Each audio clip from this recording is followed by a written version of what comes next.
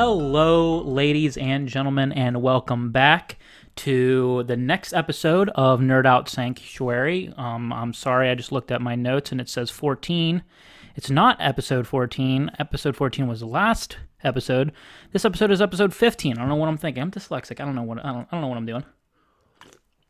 Got a energy drink today, so it's not tea. It's even worse for me. So, hey man, anything that lowers my life expectancy, I'm okay with. No, okay. This has gotten off to a weird start. So hope you guys are doing well. Hope you guys are keep enjoying my content. This is, again, trying to come out with weekly episodes. I might I already have plans to what to do an episode after this one. So expect one actually pretty soon after this one releases. Maybe get like 2 episodes out at once. We'll see how fast. We'll discuss that a little bit more at the end of the episode when I close this out. But we got more of my top 100 at the end of this episode, so stick around for that. I'm talking more Ozark since I finished what has been released on Netflix, seasons 2 and 3. I'm going to just bunch that together into one discussion. So, I mean, I will give a disclaimer. I'm going to be focusing a little bit more on season 3 since it's more fresher in my mind. I finished it last night. So I'm going to be talking that. But, I mean, I'm still going to be talking season 2 a little bit.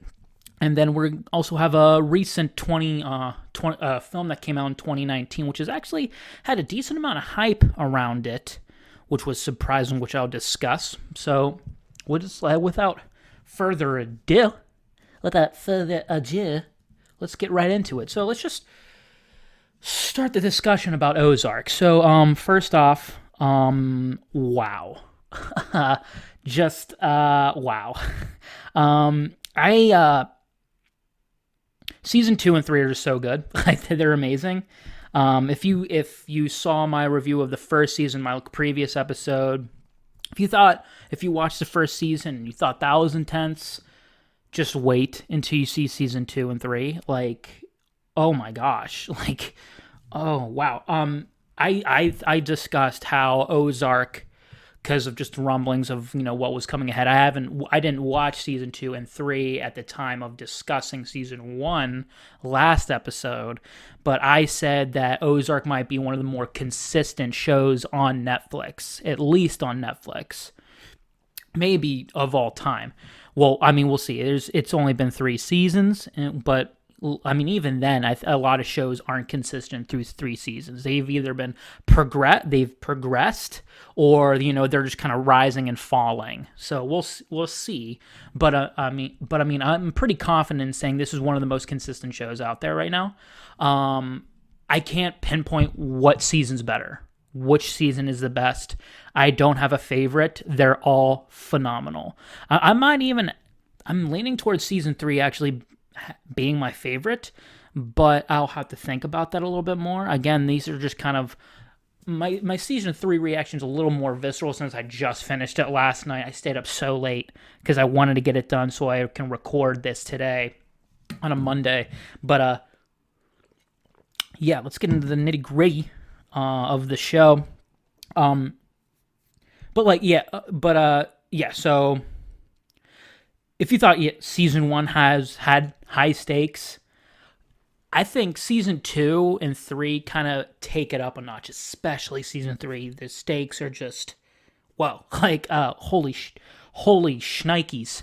I mean, I'm talking dealing with, the head of the Navarro cartel, Navarro himself, which is, it just adds a whole other element of this shit's fucking real.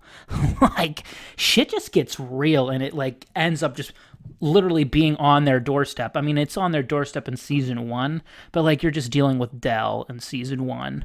Granted, this is probably going to be spoilers in season 1. So, I mean, I'm not going to really spoil anything major, any plot points, but I mean, relatively, I'm not going to be immensely careful. But anyway, in season 2 and 3, I mean, you're introduced to some new players. Season 2 primarily, sorry, I dropped my pen. Season 2, the cartel lawyer, Helen Pierce, shows up, and I'm trying to think of the actress name, but she's really intimidating. I'm not gonna lie, she's probably one of the most intimidating like woman performances I've seen in recent memory. I mean, just sort of like a villain who's a female led like villain character in a show like this. I mean, I've never really experienced a more like intense like, if don't fuck up around her, or you're yourself are gonna be fucked. So that was pretty crazy. And Ben, the character of Ben, added in season 3, adds a whole nother level of like, we're walking on eggshells here, because he's kind of a loose cannon character, and he's a wild card. He's the biggest wild card in the entire show, and he's a likable character, and I think the actor has to do a lot, especially at the end of the season. He has to like show off a lot of range in his acting performance, and he really brings it. And so does Helen.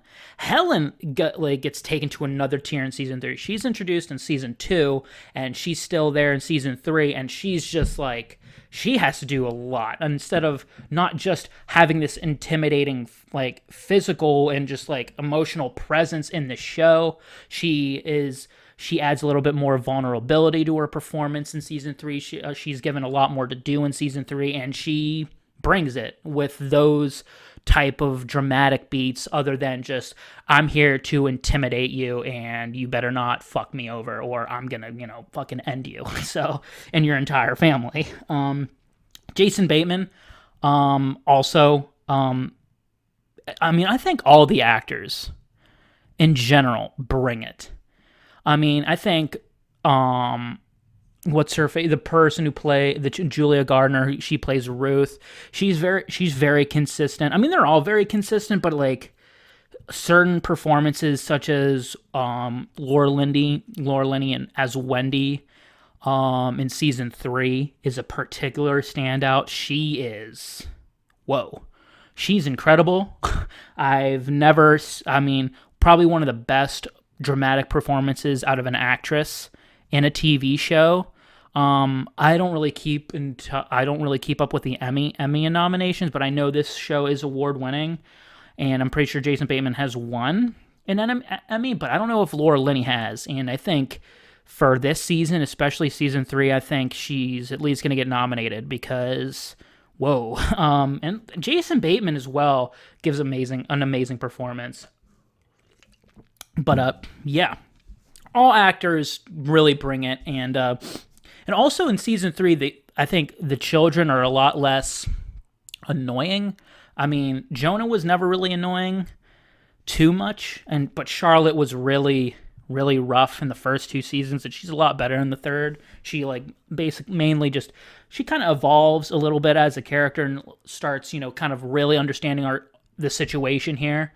It's either you stay or, you die, basically, and that's what it is. So, yeah. But I just kind of want to discuss Bateman's performance and just how unique it is. I think he was born to play Marty Byrde. Like, just the way Bateman acts, of like, always kind of have these like deadpan looks, but like you can tell like his brain is like going like hardcore, like high octane, like power is like his brain power could literally power of like, I don't know, your house, because like there's just a lot going on at like one specific moment, and you can tell in his acting performance.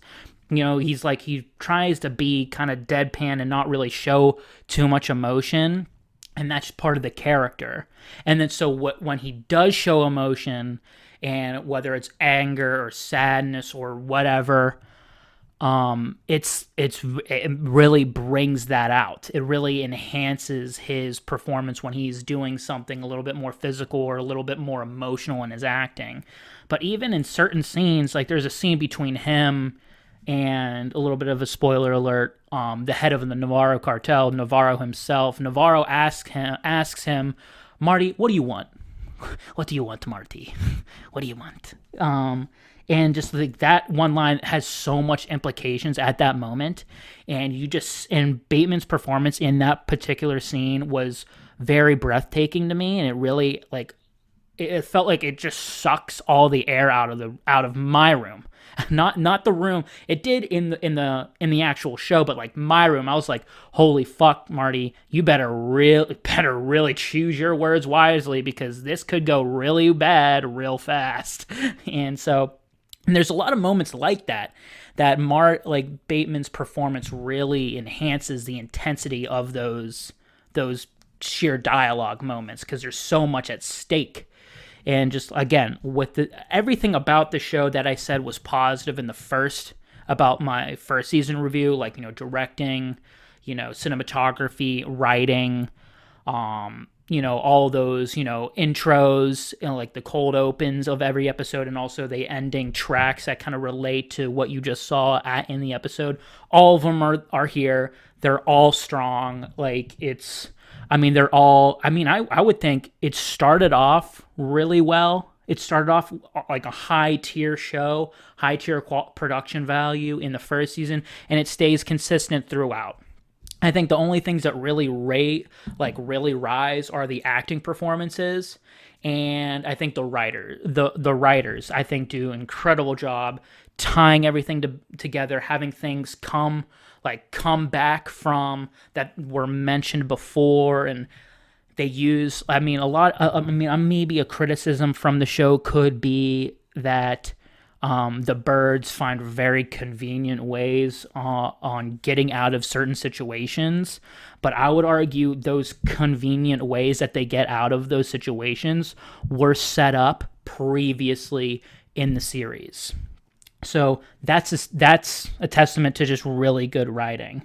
So, and also, especially season 2 and season 3, mainly season 3, I guess this is consistent throughout the entire show. The show does a really incredible job of not painting any bad guy or good guy.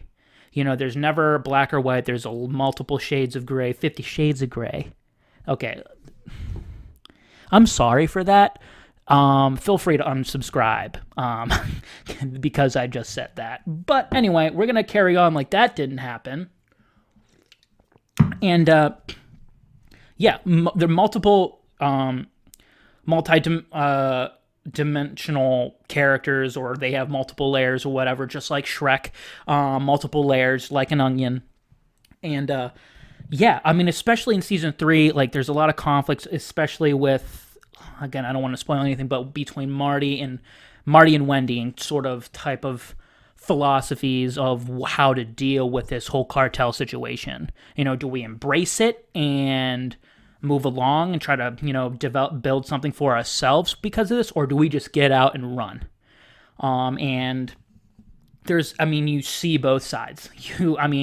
There's a side where it's just like, you don't want to go any deeper into this, because the deeper we go, the more risk we have with losing our lives, but also you being more useful to the cartel makes you less expendable to the leader, to Navarro.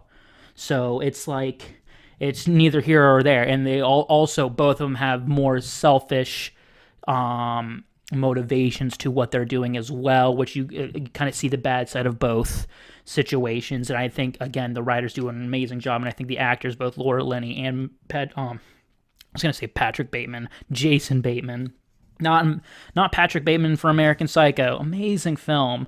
Spoiler, you will be seeing that in my top 100. It's pretty high though.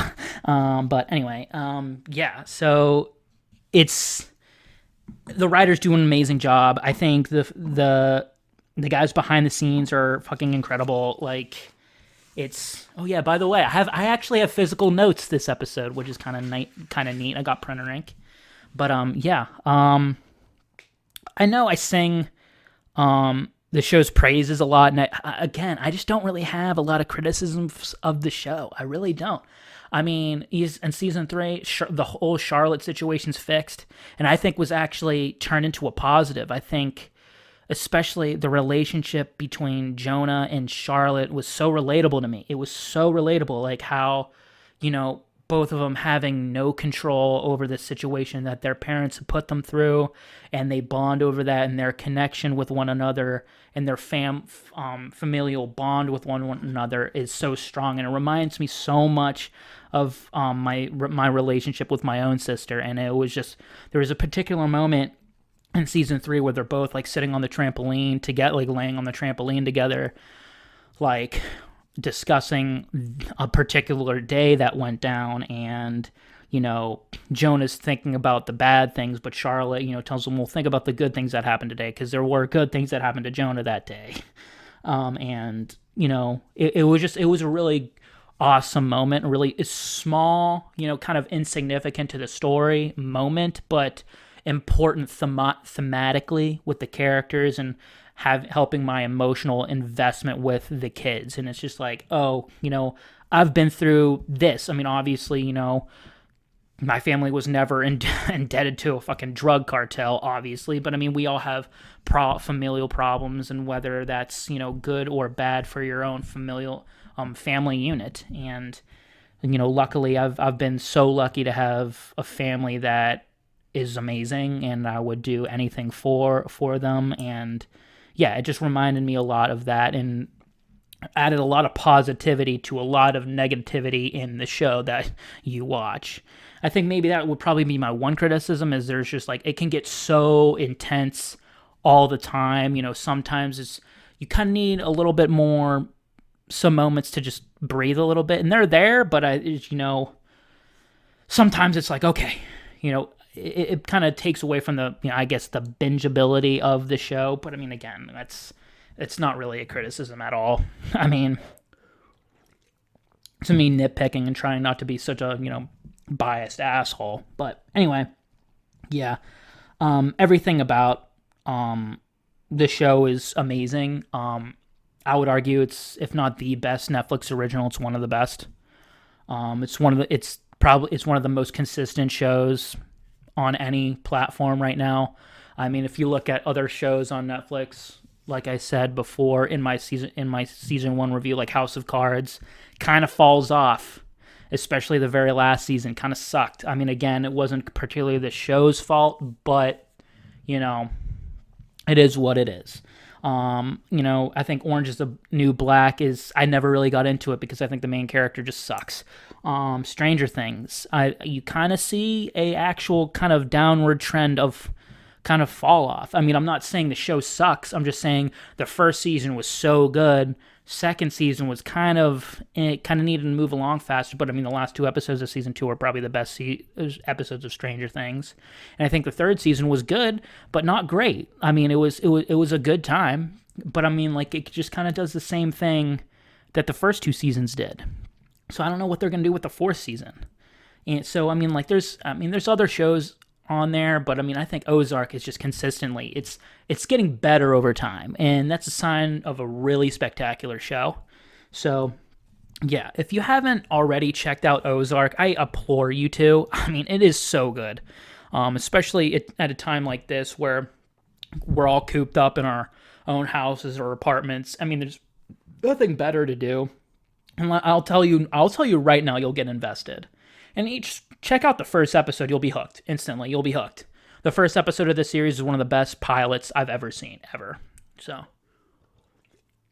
also the endings of every season are pretty fucking insane. So just be prepared to have your mind blown at the end of every season. But yeah, Ozark, check it out. It's fucking incredible. So yeah, moving on with my physical notes. I'm so glad I have physical copy of my notes, so I don't have to keep looking at my laptop. But yeah, moving on to our film review today. I just watched Uncut Gems. Yeah, I was a little late to this party. Surprisingly, very popular. I mean, a lot of people that I know, like my friends and family that I know, have seen Uncut Gems. It's very weird. I'm like, it's an A24 film, which is more of like, they helm films that are a little bit more obscure or classified as indie, even though they're really not indie. Have very high production value, but they're just, they're not mainstream films, and neither is this one. Fits right into that category, high production value, but not mainstream at all. So I was kind of happy though, because I love A24. If you are unfamiliar with the film studio of A24, I mean they've produced movies like Hereditary, The Lighthouse recently, Green Room, Lady Bird, The Disaster Artist, Swiss Army Man, Ex Machina, Good Time, which is a previous film of these filmmakers who made Uncut Gems, which I'll talk about a little bit. Enemy and Moonlight. Moonlight won Best Picture. I forget the year it came out. But yeah, and a lot of other movies. But I think those were like the main ones that I saw, the main recent ones that I saw when I looked A24 movies up. And I've seen all of them. I'll be that guy. All these films are amazing. So yeah. Yeah, I mean, they mainly do horror films and dramas, and this kind of definitely fits. This is just a very intense film. And if you're unfamiliar with Uncut Gems, it's about, well, let me just read the synopsis for you. With his debts mounting and angry collectors closing in, a fast-talking New York City jeweler risks everything in hopes of staying afloat and staying alive. It stars Adam Sandler, which is crazy, and I'll be talking about him later. The directors and writers are the Safdie brothers, Benny and Josh Safdie. If you're unfamiliar with them, if you've ever saw a film called Good Time, starring Robert Pattinson, they were responsible for that film, and that film is incredible, and it's very similar to this one. Very, very intense, like holy crap film that never is very relentless.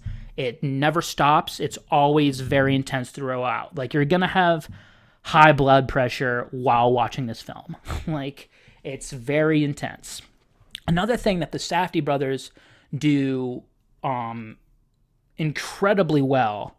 I'm a fan of theirs. I really like Good Time, and I really like this film. Spoilers with my thoughts, but Good Time and this one have very similar qualities. Like I said, very intense film. It almost feels like I'm doing cocaine or some type of psychedelic drugs that make me hyper paranoid, and like it just makes you very like on edge. And it's mainly dealing with their directing style and the way they write dialogue. They do this really unique thing that I've never really experienced either in TV or film, is that they somehow, like, they have multiple characters talking over each other at once, and it puts you very on edge and like very like, okay, this is very chaotic. And that's really hard to do, especially as a writer. I mean, if you really pay attention to like your films that you watch, your TV shows, usually only one character is talking at one time. Usually, because if multiple characters are talking at once, it's very incoherent. But the Safdie brothers do it so well that it enhances the experience that they're trying to give you, which is a very intense, relentless type of experience that takes a hold of you and just shakes you for 2 hours, basically. That's pretty much how I would describe watching a Safdie brothers film,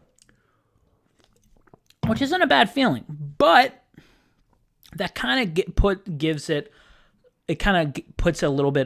adds to a little bit of criticism that I have. I mean, of both Good Time and Uncut Gems. Both of them are fantastic films. They both are. But like the rewatchability of both of them, I think this one's a little more rewatchable than Good Time, because Good Time, I mean, they both follow characters that are trying to do the right thing, but also kind of shitty people. So they're not very relatable, but like you kind of understand what they're doing and why they're doing the things that they are doing. And sometimes you just don't understand why they're doing that thing. Maybe they're just kind of pieces of shit. But I mean, that also kind of adds to like the tragedy of both of the films, because both of the films do also end in a similar thematic way. But yeah, I mean, it just kind of takes away the rewatchability of both of the films and kind of makes them suffer. I mean, not they're both phenomenal films and they're both films that I will recommend, but like I'm not gonna. I would think about I would probably would buy them to revisit them and maybe show other people, but like I never feel like, oh, I'm gonna watch Good Time tonight. I'm gonna watch Good Time tonight. I'm gonna, you know, have a potential heart attack and, you know, watch this shitty dude go through awful shit. But yeah. But that's probably my only legitimate criticism I have of this one, which is what I had with Good Time, is that I think the rewatchability is just not quite there as opposed to some other films. But I'd also kind of want to discuss Adam Sandler for a bit.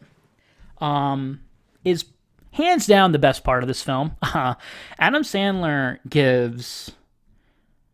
I mean, again, I'm very late to this party, but so I've seen pretty much every film that has come out in 2019, and I'll be discussing something that I'm going to be doing for next episode at the end of this episode with that.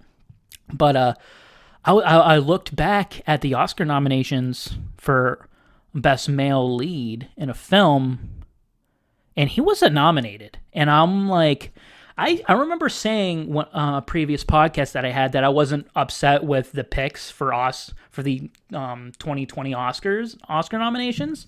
Yeah, I changed my opinion because this performance was one of the best of the year. I think other than Joaquin Phoenix and Joker, he was the best.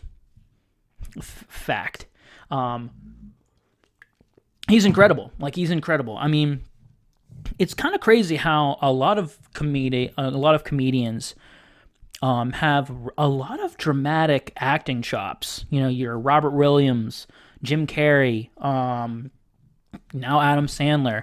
A lot of them have a lot of really good dramatic, acting chops. And I think here it really gets put on display. He's so good.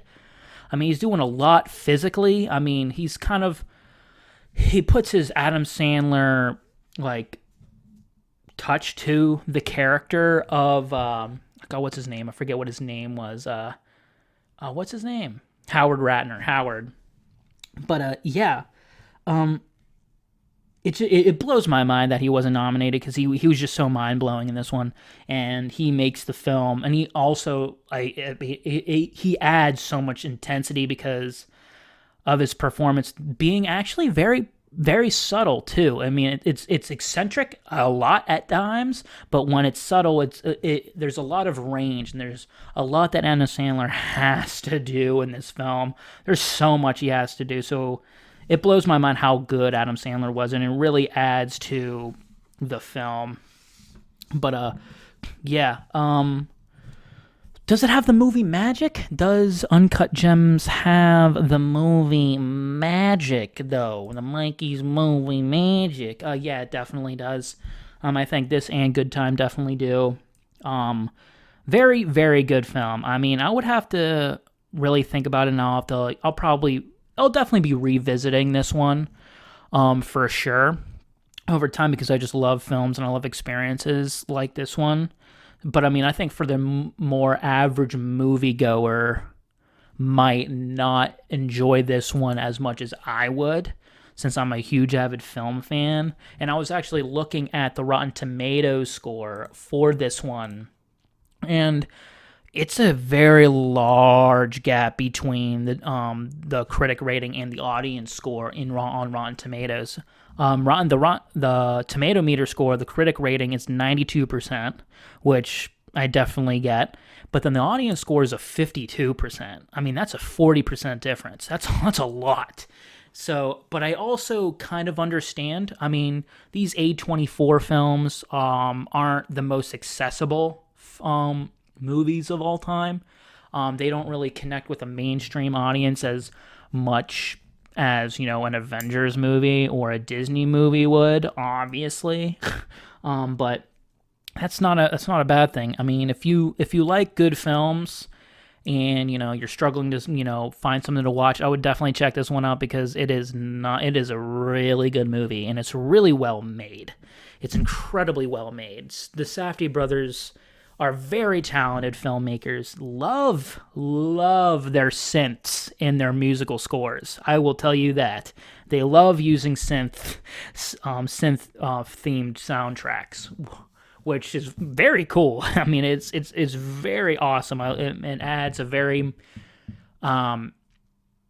weird type of like thematic element to it, I guess. I'm using the word thematic a lot. But yeah, I would love to see them write and direct a sci-fi film. I feel like that would be really interesting. That'd be very crazy. I'm really looking forward to seeing what the Safdie brothers do next because their two films that I've checked out have been pretty great, and especially if I'm pretty sure they're the first like feature films that main films that they've made that have been big. So I'm really looking forward to following their careers and seeing what they do next because this was really good. Uncut Gems is very good, but I understand why a normal moviegoer wouldn't like this one. It's a type of experience that if you don't like really like sheer intensity the entire runtime, maybe you can skip it, but I wouldn't recommend skipping this one. This one is really good. So yeah, Uncut Gems. That's that. Oh, okay. My computer is being weird again, but I'm transitioning, so it gives me time to cut this one up. And also give my chance to tell you to subscribe. And if you don't know, this is obviously Nerd Out Sanctuary Pod. It's a podcast. It's a video podcast. So if you're just listening on audio platforms, I'm also a YouTube channel. So I'd appreciate you checking this channel out if you don't want to just listen to it. This is also a video podcast, and I clip every episode up to make it like certain clips, so you can just watch like a part of an episode if you don't want to watch the full thing. Also, if you're checking me out on YouTube, this is also an audio podcast. So if you're just like in your car or you're running or whatever you're doing, and you're not at your computer or phone or whatever to watch a video, I'm on Spotify, I'm on iTunes, and I'm on Google Play. So the big three podcast platforms that you can find me on, I'm on there. So I appreciate if you subscribe, give me a like, whatever, comment below. I will respond to you. So even if it's negative, I will respond to you. I have nothing else better to do with my time. You don't know. I have nothing else better to do with my time than this. I'm not working right now, clearly. So, but I have a feeling I will be pretty soon. So we'll see about that. But without further ado, let's get into my next 5 in my top 100. We're talking 85 through 81. But before I get into my list of my next 5, I like to put out a disclaimer before I talk about these 5 films. All of these films have the movie magic. All of them are really great. They're my favorite films of all time. So they all have the movie magic to me. I'm not going to give an in-depth review on each of them. This is just a list. And also, this is not objective fact. This is not, these are the 100 best films of all time, period. No, they're my 5 favorite films of all time. And they're not my 100 favorite films of all time. They're the 100 movies that I go back to a lot. So, yeah, this is my opinion. And if you don't like it, fuck off. I don't care. But so let's just get into it. So number 85, we have M. Night Shyamalan's The Sixth Sense. Yes, number 85, The Sixth Sense. I mean, we're talking one of the most iconic twists of all time. If you don't know what it is, you've been living under a rock. I don't even know why you're watching this, but M. Night Shyamalan, it's one of the first, I think it is the first feature film of M. Night Shyamalan. It's what put M. Night on the map. If however you feel about M. Night Shyamalan, I personally love M. Night Shyamalan. I think his career is incredibly fascinating, and he has made some of my favorite films of all time.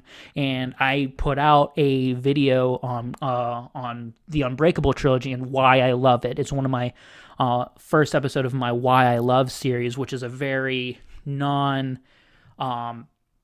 it's a very exclusive episode that will only happen very rarely, but it's about certain topics that I'm heavily passionate about, and I was heavily passionate about the Unbreakable trilogy because Unbreakable is very high on this particular top 100 list. So, love M. Night Shyamalan. I love The Sixth Sense. It's one of the best horror films of all time. It also has amazing dramatic elements. I think it's really not underrated. It's not an underrated film. I mean, it has like 86% on Rotten Tomatoes and a 90% audience score. So it's great. If you're unfamiliar with The Sixth Sense, I mean, it's about, a kid who sees dead people. And Bruce Willis helps him out with that. I don't know why you don't know, but so will this rise or fall? I think, if anything, this movie has a chance to rise because I love M. Night so much. This is not going to drop out of my list. I will say that now. But it's not my favorite. It's my third favorite Shyamalan film of all time. So, yeah. I don't think it's really going to rise too much if it ever does, but it's definitely not falling. So, with that, the next film, number 84, we have Scarface. Take a look at my little friend. Come on. It's amazing. It's another iconic mob film. We're talking one of Al Pacino's best performances ever. Iconic lines. Yo, cockroach. Come on now. It's such a great film. And I also saw this at a pretty young age, so there's a lot of nostalgia with this one. Oddly enough, it's very weird because it's such a violent and drug-filled experience, and it's just so insane. It's pure insanity, but I don't know, the time it came with, the time period and just the style of the film with the performances and the iconic nature of Scarface, it had to be in here. It had to be in my top 100. It had to be somewhere, and it's number 84. Will this rise ever? Possibly. Will this fall? Probably not. I'm kind of getting into the point where I'm not really. I don't think any movies are really going to be falling anytime soon. So we'll see here. But number 83, one of the more critically acclaimed films and one of the more classic films on here, Martin Scorsese's Taxi Driver. It's right, Taxi Driver. Probably, I don't know if I want to say my favorite Robert De Niro performance, but probably my favorite Robert De Niro performance.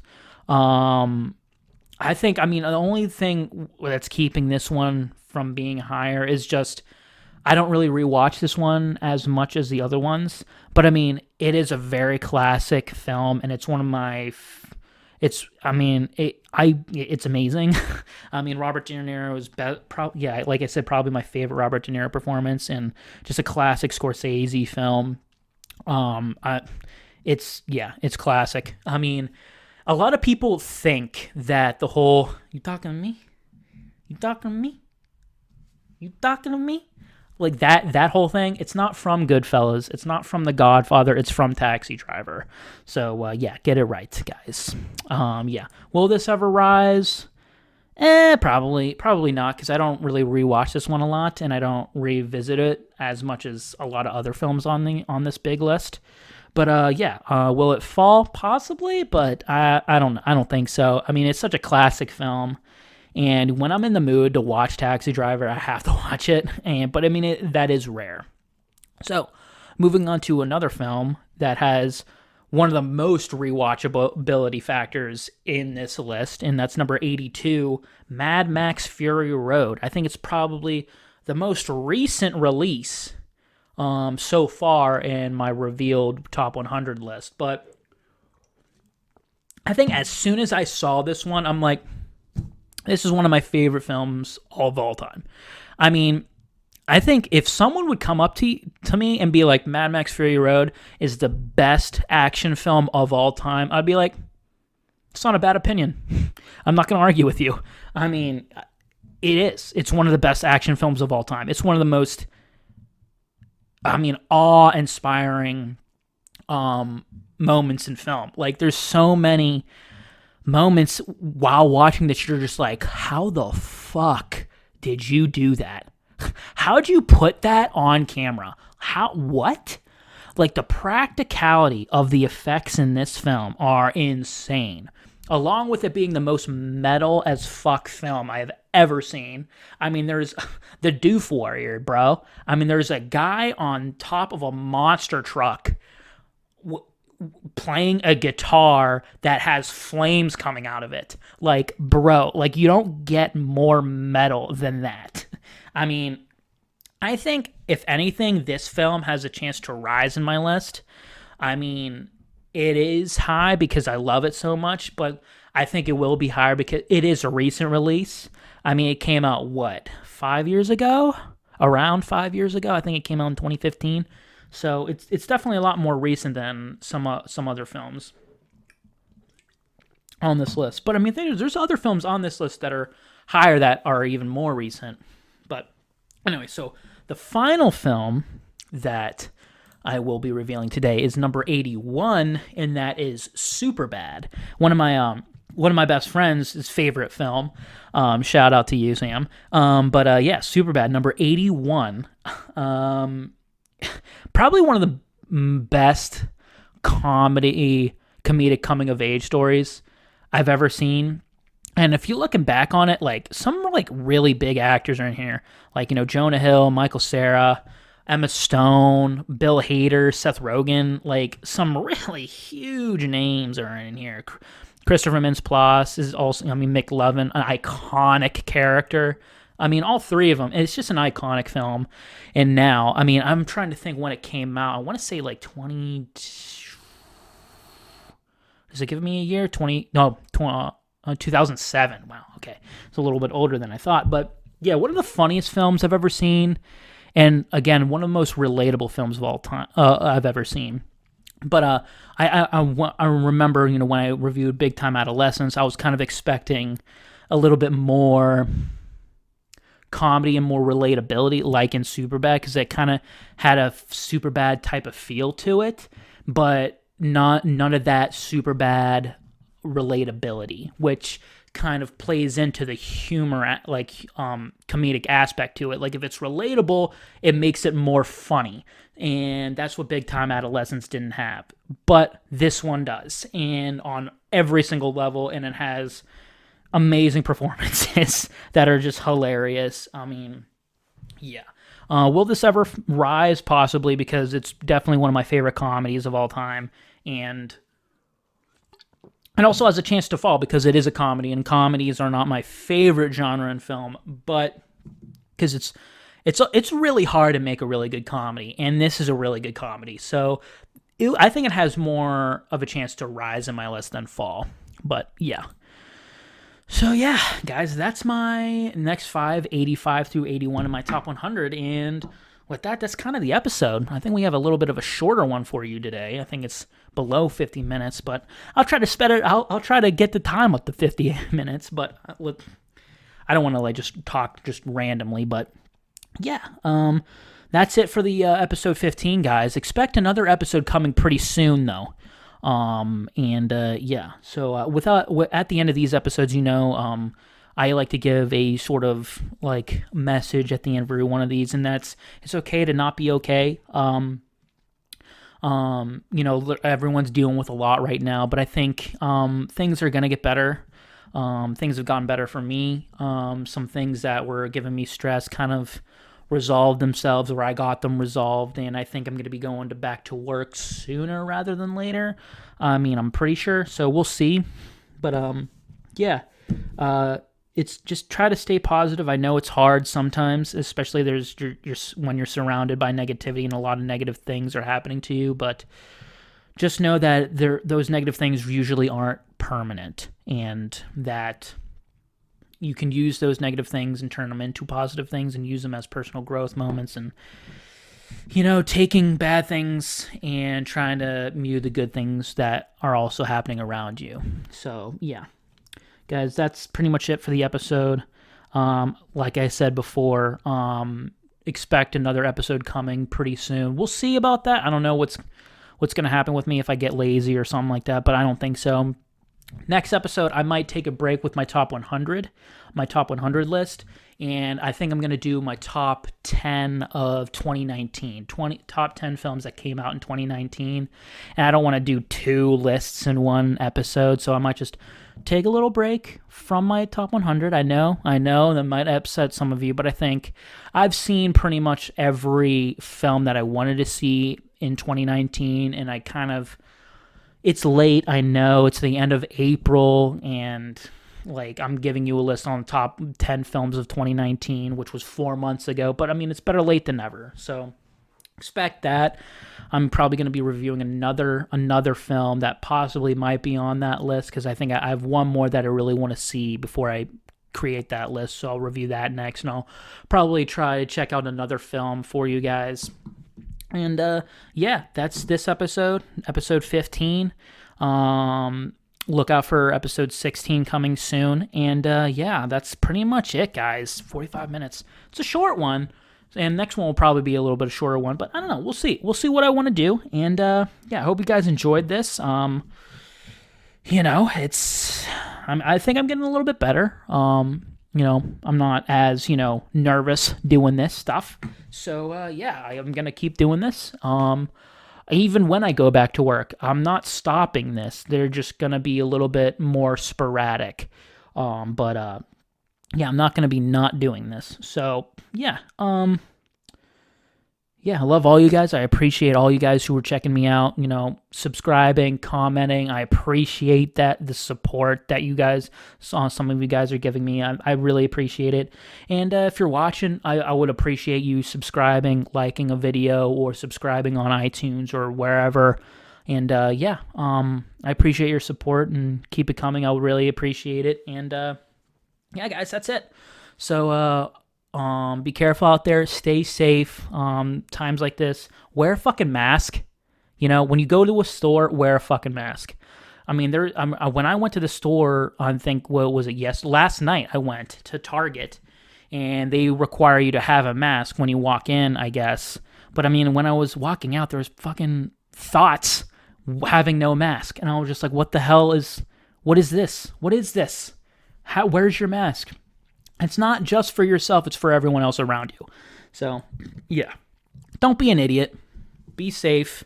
Be considerate to others. And, yeah, just be careful. And I'll see you guys on the next episode of Nerd Out Sanctuary. Bye.